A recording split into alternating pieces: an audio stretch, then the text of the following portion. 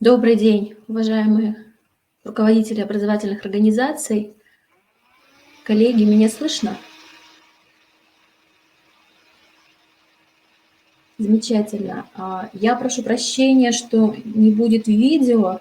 Дело в том, что сегодня очень сильно, очень большая нагрузка на интернет, поэтому я позволю себе не включать видео, чтобы не подвисал сам процесс нашего с вами совещания.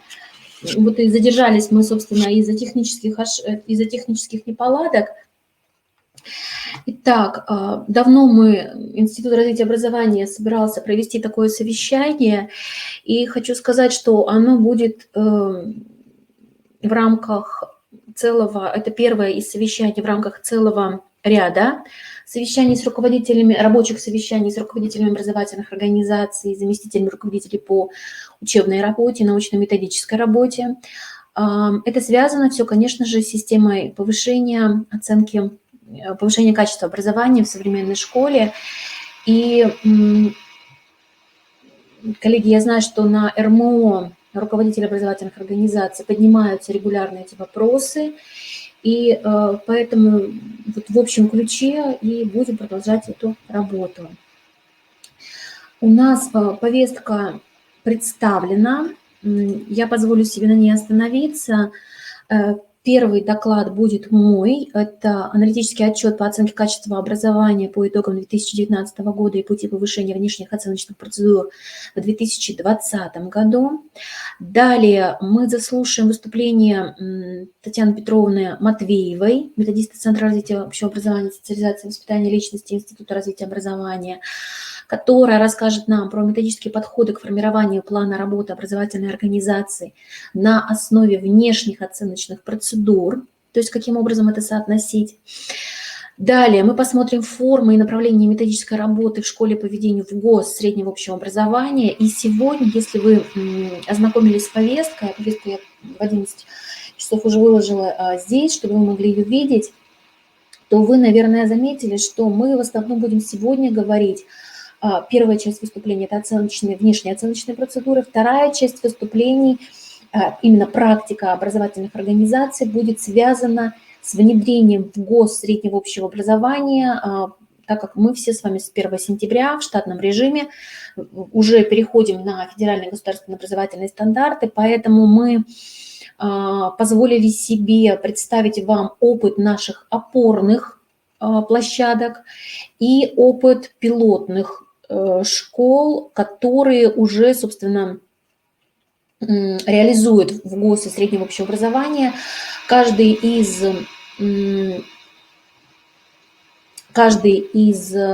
опыта представит одно из направлений реализации федеральных государственных образовательных стандартов. И, соответственно, у нас будет с вами 3 видеозаписи и презентация от гимназии 1 города Сыктывкара, Нижинского района города Сыктывкара.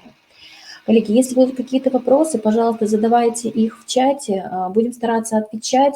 Если же по какой-то причине я не увижу сразу ваш вопрос, то, соответственно, по окончании вебинара в любом случае мы с коллегами пересматриваем вопросы и отвечаем в письменной форме. Ну что, приступим к реализации. Убедительная просьба, если будут какие-то технические неполадки, то, пожалуйста, также в чате пишите, если пропадет видео или звук, потому что действительно очень большая нагрузка на сеть интернета и бывают сбои в работе системы. Итак, мы с вами говорим о том, что используемая в рамках комплексного анализа системы показателей,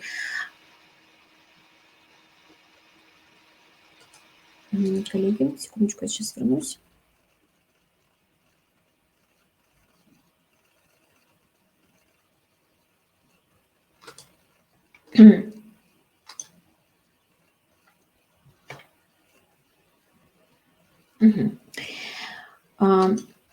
Итак, используемая в рамках комплексного анализа системы показателей на уровне Российской Федерации должна позволять проводить оценку эффективности реализации актуальных направлений развития системы образования, такие как обеспечение оценки качества общего образования на основе утвержденных приказом Федеральной службы по надзору в сфере образования и науки методологии и критериев оценки качества образования. Это обеспечение вхождения Российской Федерации в число 10 ведущих стран мира по качеству общего образования в соответствии с указом президента Российской Федерации от 7 мая 2018 года. Мы все прекрасно помним этот указ президента.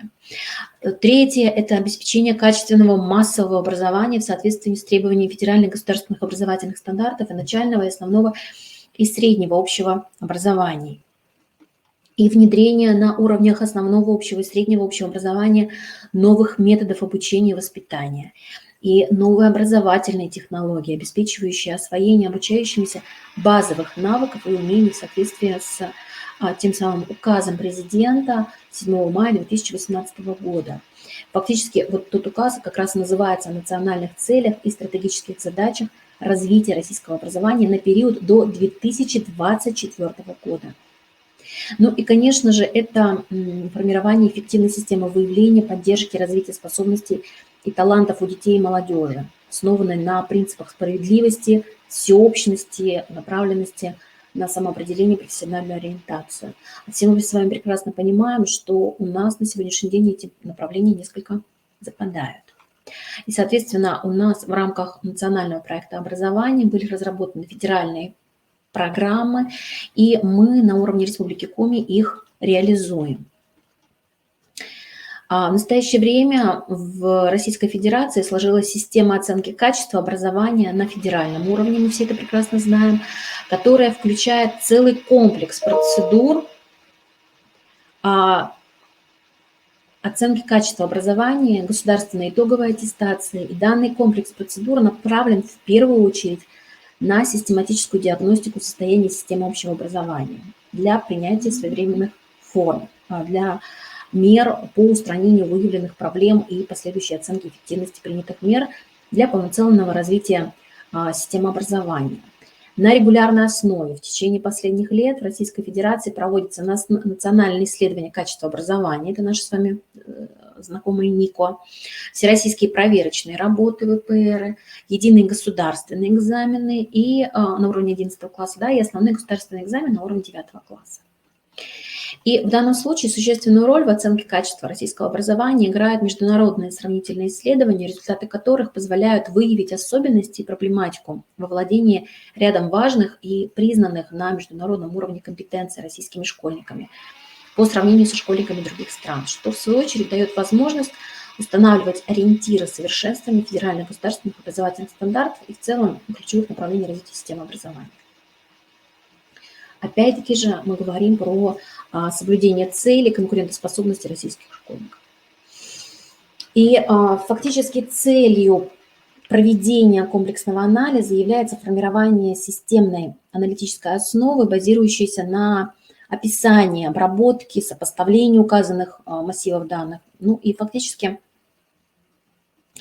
мы прекрасно понимаем, что постепенно формируется единая база данных результатов процедур оценки качества образования, это ВПР и НИКО, и государственной итоговой аттестации. И они между собой очень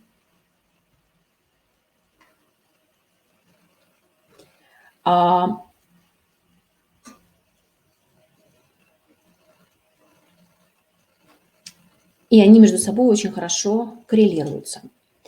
Соответственно,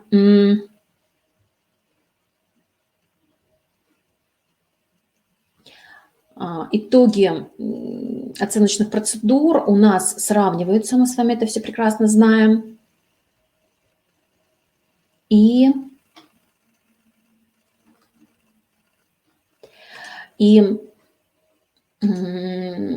таким образом у нас, собственно, формируется база данных, содержащая какие-то первичные результаты, процедура, оценочных процедур ВПР, НИКО, ОГЭ, ЕГЭ и международные исследования типа ПИЗа.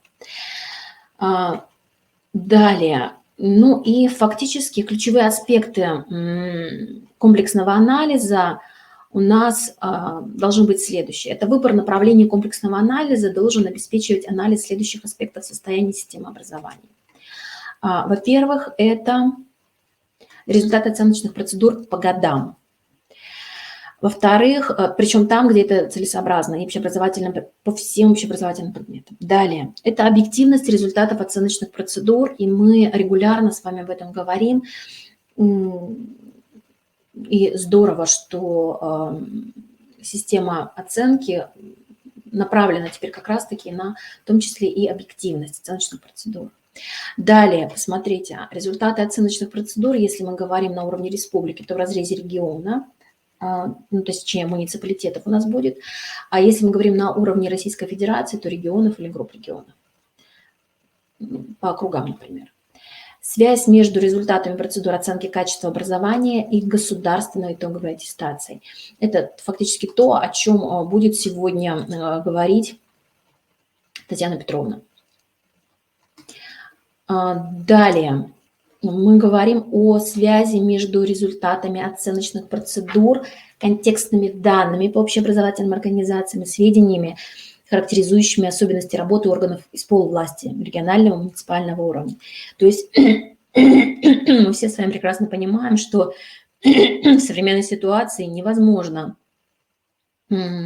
проводить анализ работы образовательной организации без контекстного анализа.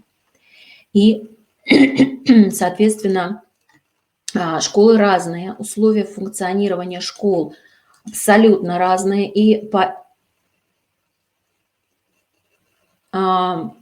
поэтому возникает вопрос, каким образом, собственно говоря, это осуществлять. Далее, результаты международных сравнительных исследований качества общего образования. Мы должны в любом случае с вами сравнивать наши результаты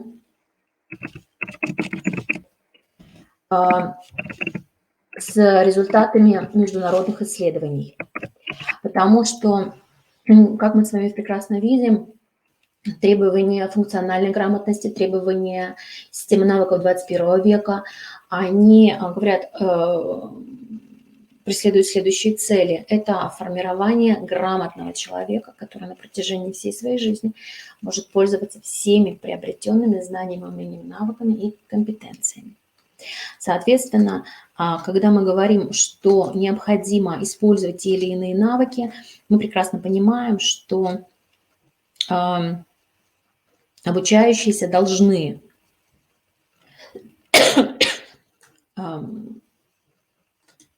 их демонстрировать. Далее, результаты общероссийских и региональных оценочных процедур общего образования по модели ПИЗа. Ну, это наш с вами мониторинг функциональной грамотности, который мы будем писать в 2020 году. И сведения, характеризующие региональные управленческие механизмы в области управления качеством образования, социально-экономических условиях функционирования образовательных систем и так далее. Соответственно, мы понимаем, что фактически все те ключевые аспекты комплексного анализа, которые я перечислила, они фактически очень важны. С учетом сложных принципов в рамках методологии рассматривается проведение комплексного анализа, предполагающего получение следующих типов аналитических выводов. Это итоговые показатели, объективность результатов, установление соответствия, сравнительный анализ результатов и ранжирование, то есть рейтингование всех регионов, анализ факторов. Ну и основные принципы формирования направлений комплексного анализа – это выбор наиболее актуальных направлений с точки зрения развития системы управления образования, в частности, системы управления качеством образования. Далее – это возможность сформировать комплексные аналитические выводы в отношении механизмов управления качеством образования. Это выявление направлений эффективного управленческого воздействия, в том числе на основе исследований. Ну и, конечно же, кластеризация по социально-экономическим условиям. И в любом случае мониторинг проводится не ради мониторинга, а ради того, мы прекрасно это понимаем, ради того, чтобы выявить проблемные зоны и ради того, чтобы суметь их локализовать и изменить. Исходя из этого, базовым направлением комплексного анализа по данной оценке качества образования является, конечно же, какие направления? Это качество массового образования в разрезе учебных предметов. Это ВПР, ОГЭ и ЕГЭ. Это качество массового образования в разрезе оценочных процедур, опять-таки же перечисленных. Это достижение обязательного минимума базовой подготовки в разрезе учебных предметов и достижение обязательного минимума базовой подготовки в разрезе оценочных процедур. Развитие таланта, профориентация, ну и все, о чем я вам говорила, в принципе, профориентация по специальности высшего образования, все вы это прекрасно знаете. Я позволю себе продемонстрировать только несколько результатов нашего с вами региона, как они выглядят. Так, коллеги, только некоторые результаты из аналитического отчета за 2019 год. Вы открыты этот отчет, он выложен на портале Рособорнадзора, соответственно, никаких авторских прав я не нарушила. Единственное, предупрежу, что в некоторых табличках для того, чтобы поместить на одну страничку, я убирала некоторые регионы, поэтому место республики несколько, наверное, может измениться.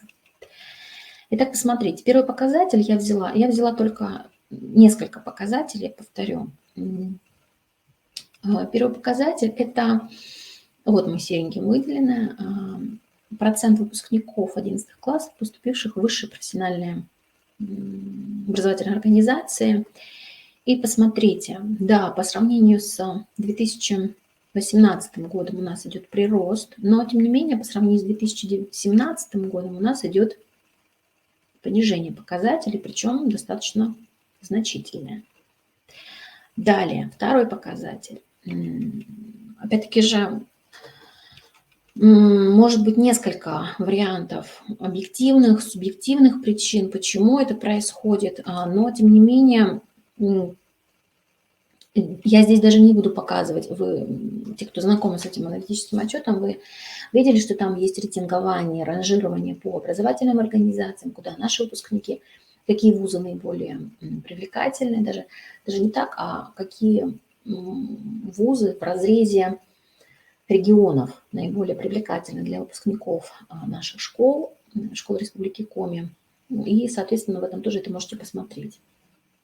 Коллеги, моя задача здесь была вот именно показать вот этот вот, ну, с моей точки зрения, несколько все-таки негативный результат поступления наших выпускников.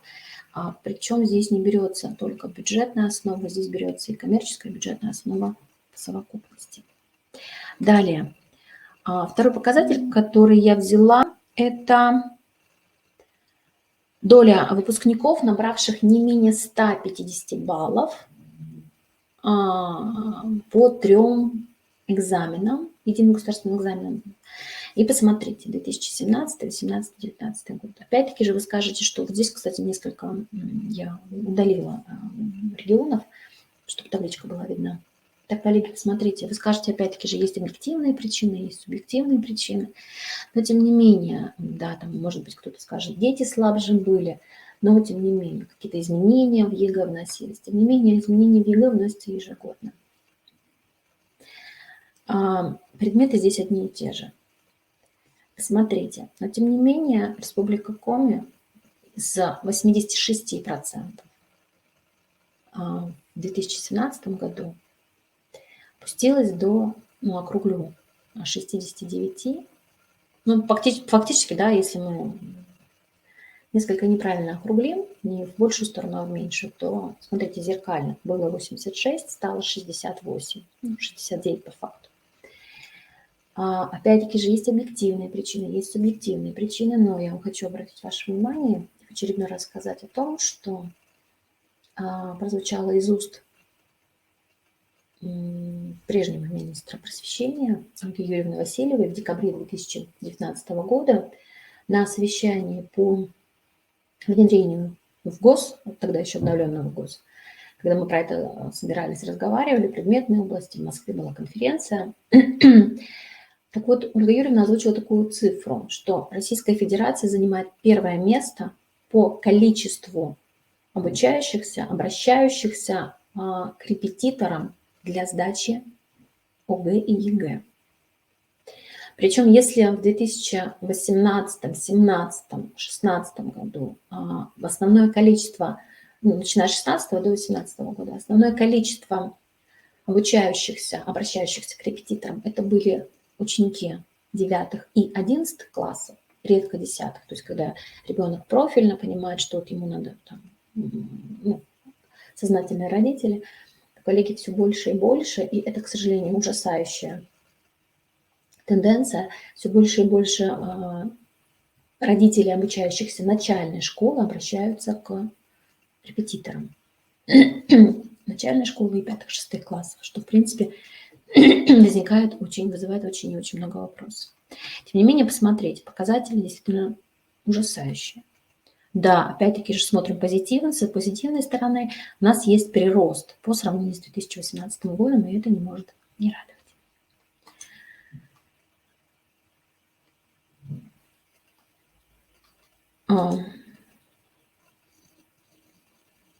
И на этом я, пожалуй, остановлюсь по одной простой причине. Все основные данные по своей образовательной организации, по внешнеоценочным процедурам вы уже, коллеги, проанализировали, вы уже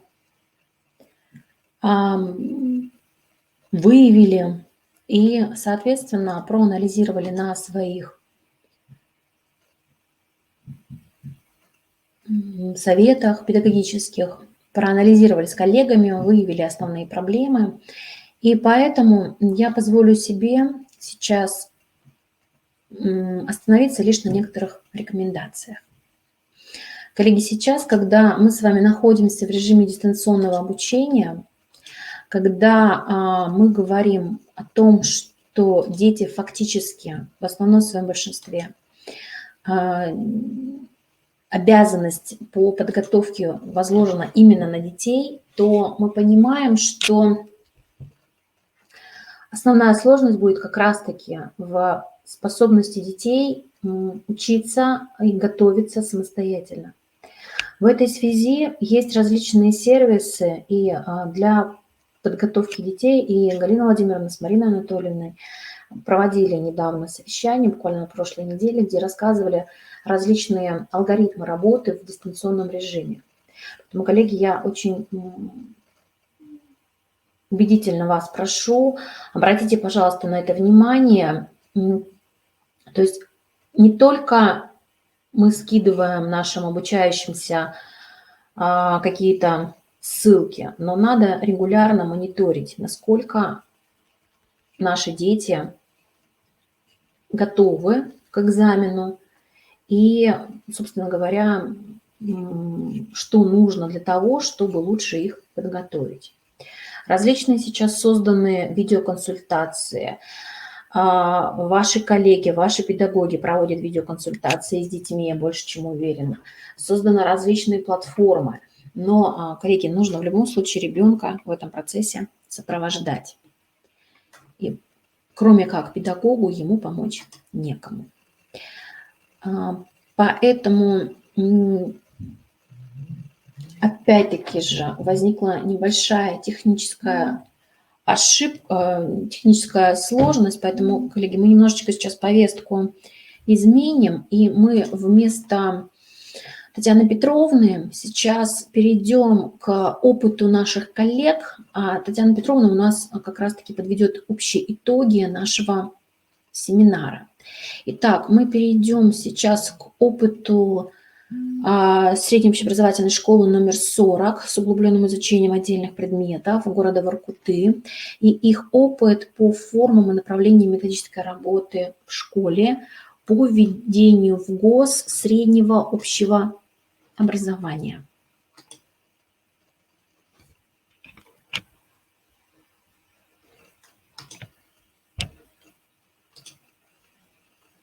Здравствуйте, уважаемые коллеги. Итак, мы посмотрели с вами опыт школы номер 40 города Воркуты, где действительно представлен опыт, и опыт колоссальный по внедрению федеральных государственных образовательных стандартов среднего общего образования. И в этой связи действительно масса позитивных отзывов и 40-я школа выступает и школой-лидером у нас, и опорной школой. И действительно, работа проделана, нормативно-правовая база разработана, и если у вас какие-то возникают вопросы, то вы легко можете обратиться к их сайту для того, чтобы посмотреть, ознакомиться и так далее. Сейчас я хочу представить опыт, точнее презентацию.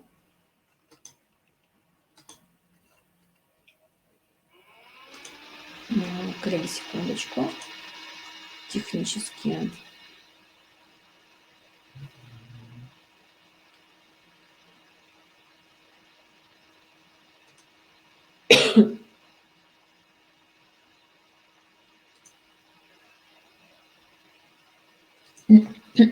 Обновили. Я сама обновила, и сейчас возникнуть сложности никаких не должно, коллеги. Итак,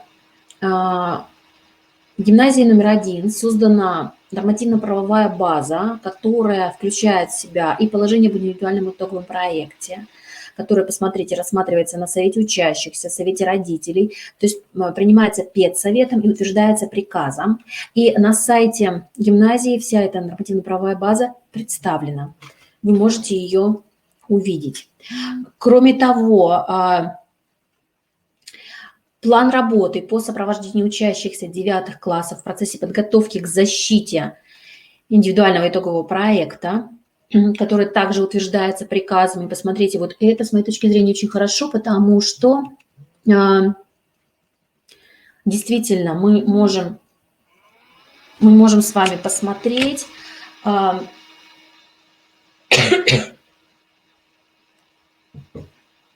Ребята, во-первых, знают сроки, во-вторых, знают темы своих работ, знают этапы.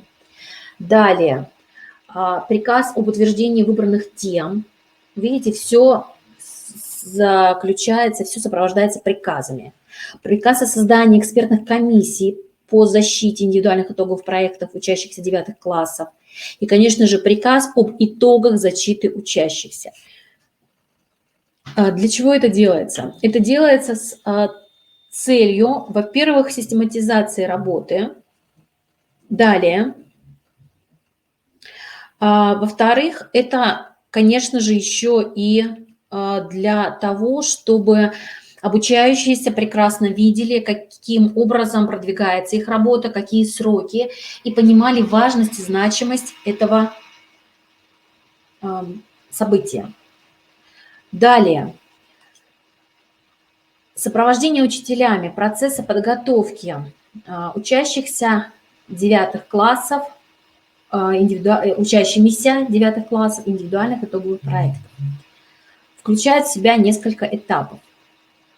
Во-первых, это информирование учащихся о защите индивидуальных итоговых проектов, то есть выход в каждый класс заместителя директора по научно-методической работе.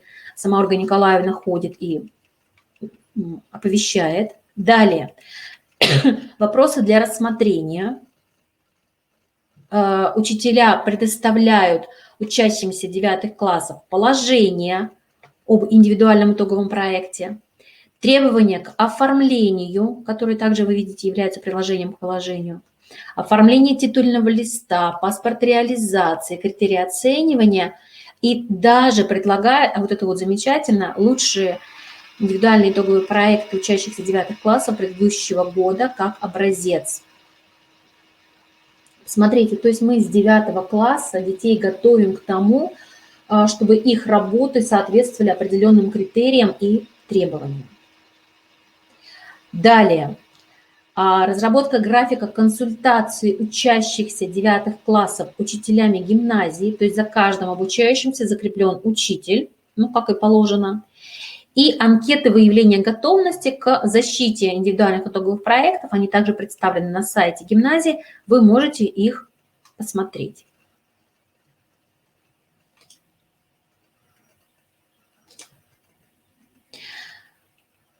Посмотрите, качество защиты итоговых индивидуальных проектов учащихся 9 классов как результат совместных усилий педагогов и учащихся по достижению высокого качества образования.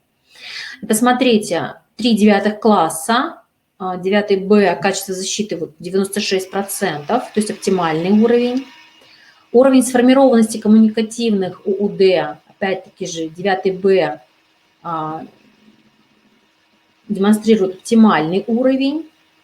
И посмотрите уровень сформированности, то есть по качеству защиты индивидуальных итоговых проектов можем сделать вывод о уровне сформированности познавательных, регулятивных, коммуникативных, универсальных учебных действий. Ну и в целом качество защиты индивидуальных итоговых проектов тоже здесь представлено.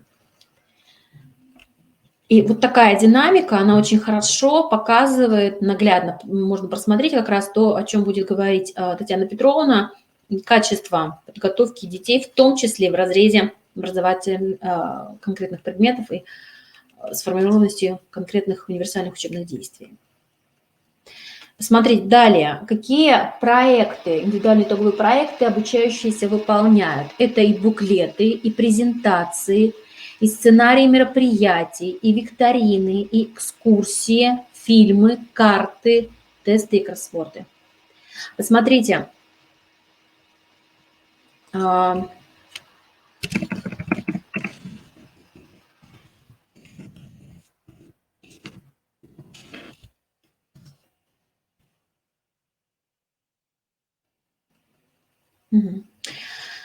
Посмотрите, опять-таки же, исторические сочинения, плакаты, разнообразно, действительно, и наглядные пособия, и брошюры, и сборники, и интеллектуальные игры, и видеоролики. То есть действительно разнообразие видов представленных продуктов колоссально. В чем особенности индивидуальных итоговых проектов 11-классников? Они заключаются в следующем. Подготовка ведется в рамках предмета «Индивидуальный проект», включенного в учебный план гимназии номер 1. Публично обучающиеся должны быть представлены 2 элемента проекта работы, то есть 2 этапа защиты. Первое – защита темы проекта. Я так понимаю, что, скорее всего, это делается в начале года. Скорее всего, сентябрь-октябрь. И второе – это защита реализованного проекта, ну, скорее всего, это апрель-май, даже, наверное, конец апреля. В целях подготовки к защите темы проекта должна произойти при необходимости такая корректировка, чтобы проект стал реализуемым и позволил обучающимся предпринять реальное проектное действие. Посмотрите, и вот это вот действительно очень важно, потому что даже в рамках наших вебинаров, семинаров мы регулярно обращаем внимание на то, что тема проекта должна быть близка, понятна не только педагогу, но и ребенку. Близка, понятна, даже через запятую поставила бы, интересно. И кроме того, видите, обучающимся предпринять реальные проектные действия, реальный осязаемый некий итог. Далее. На защиту могут быть приглашены сторонние эксперты, бизнесмены, врачи, социологи, в зависимости от специфики проекта. То есть это как раз та самая внешняя, в том числе и внешняя экспертиза качества данной работы. Далее. Это на защите темы проекта, проектной идеи. Обучающиеся представляют актуальность проекта, возможные положительные эффекты от реализации проекта, причем то, о чем я только что вам говорила, да, важно как для самого автора, так и для других людей. Ресурсы, материальные и нематериальные, необходимые для реализации проекта, и возможные источники ресурсов. В данном случае это очень хорошо. Ребенок сразу просчитывает в том числе и риски. Да, и риски следующей реализации проекта, и сложности, которые ожидают обучающегося при реализации данного проекта. То есть своего рода определенный такой вот свод-анализ обучающиеся делают в 11 классе. Что их очень хорошо готовят к взрослой студенческой жизни. И у них уже не возникнет никаких проблем с написанием, в том числе и курсовых работ. В целях подготовки к защите реализованного проекта с обучающимся обсуждаются все аспекты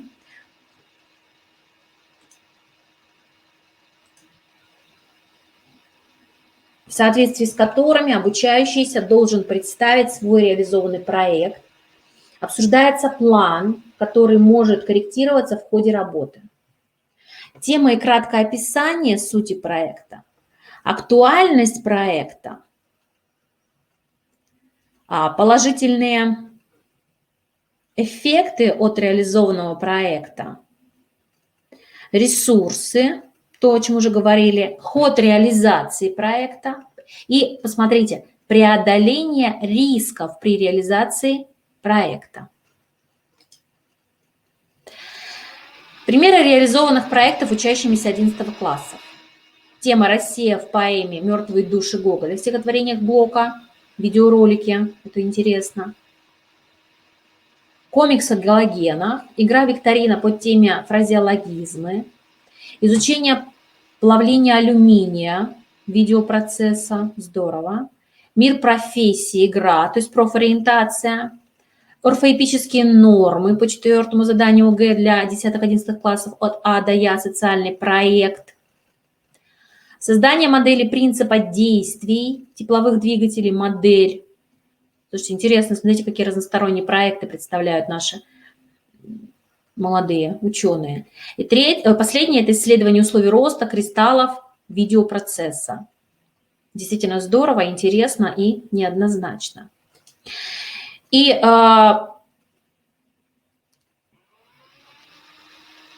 посмотрите, чем заканчивается презентация. Чем заканчивает презентацию Ольга Николаевна. Project, в переводе с английского, брошенный вперед. То есть проект позволяет учащимся ставить цели, прогнозировать результат, выстраивать работу по плану, защищать результат и анализировать.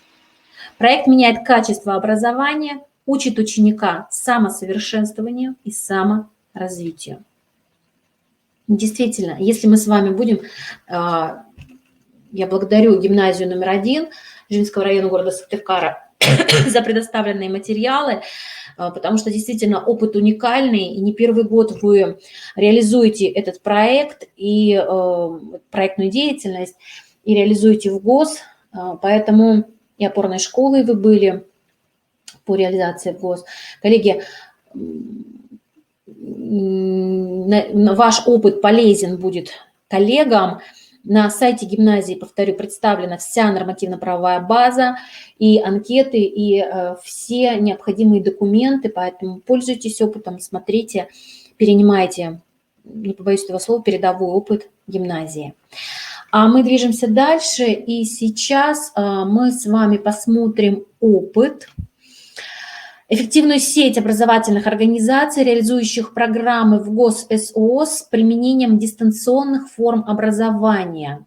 Точнее, опыт нам сейчас представит Наталья Владимировна Акулова, директор средней общеобразовательной школы с углубленным изучением отдельных предметов города Усинск.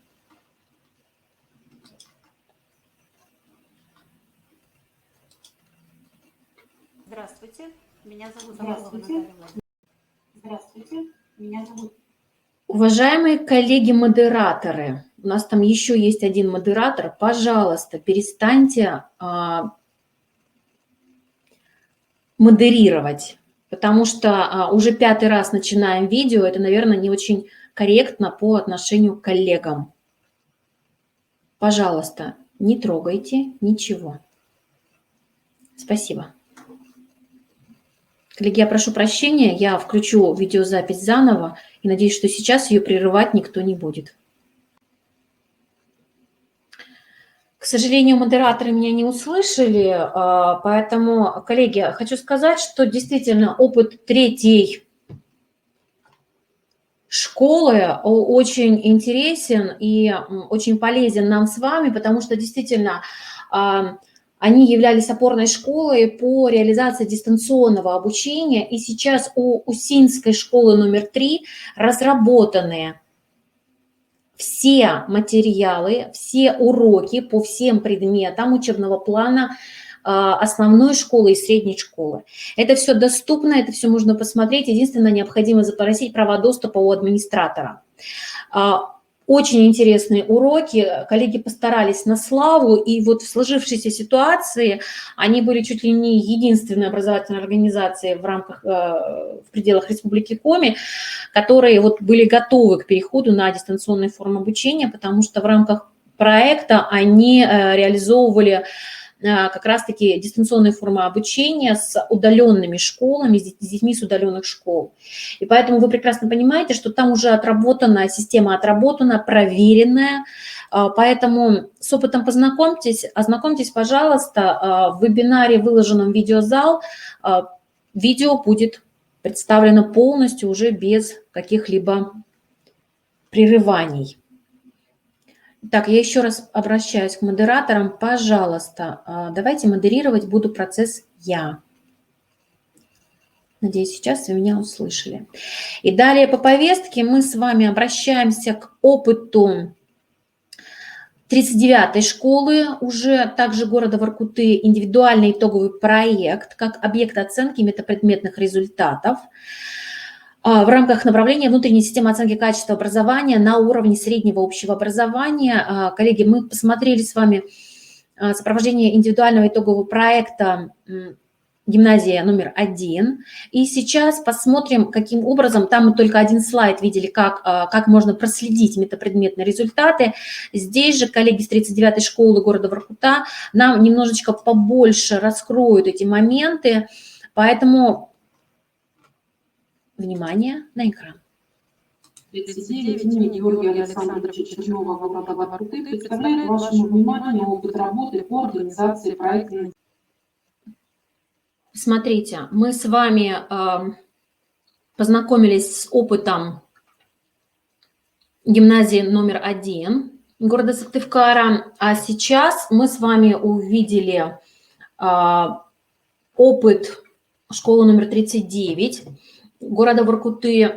Есть очень много общего, то есть мы видим, что система оценки существует, система приказов существует, система утверждения проектов, проектной идеи, итогов проектов, защиты тоже существует. И единственное, как вы увидели, отличие, одно из основных отличий, это то, что гимназия пошла по пути, 9 классы уже начинают приучаться к проектной деятельности и выполняют проекты, а 39-я школа, вы видите, на уровне 10-11 класса это выполняют, делают и проверяют. Соответственно, видите, конец 10-11 классы, фактически 1,5 года ребята пишут исследовательскую работу.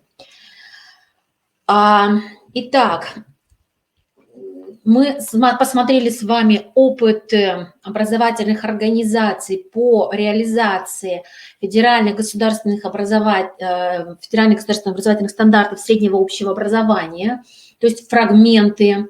И при этом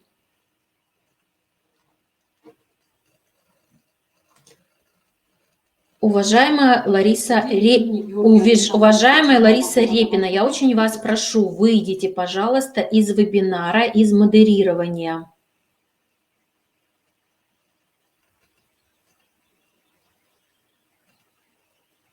Потому что то, что сейчас происходит, не очень хорошо. А сейчас я бы хотела вам включить выступление Татьяны Петровны Матвеевой, которая расскажет нам про методические подходы к формированию плана работы образовательной организации по итогам или на основе итогов внешних оценочных процедур. 39 имени Георгия Александровича Чернова города Воркуты представляет вашему...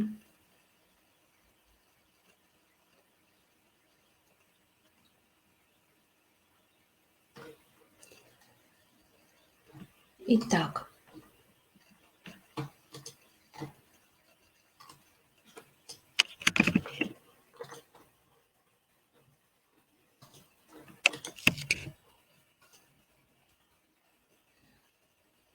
выступление достаточно объемное по времени, но оно также и объемное по содержанию, где Татьяна Петровна попробует на основе, мы с ней проанализировали республиканские проверочные работы, а Татьяна Петровна делает это уже не первый год, и на основе анализа республиканских проверочных работ за несколько лет, сам анализ мы вынесли в отдельный вопрос, результаты анализа, а Татьяна Петровна сейчас,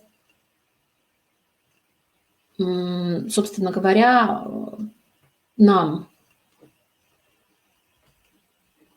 расскажет, каким образом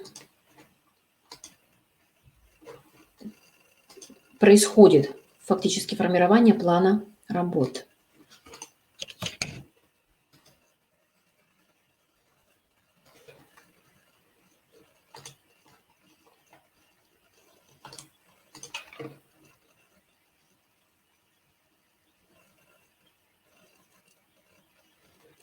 Коллеги, какие-то очень большие начались технические сложности.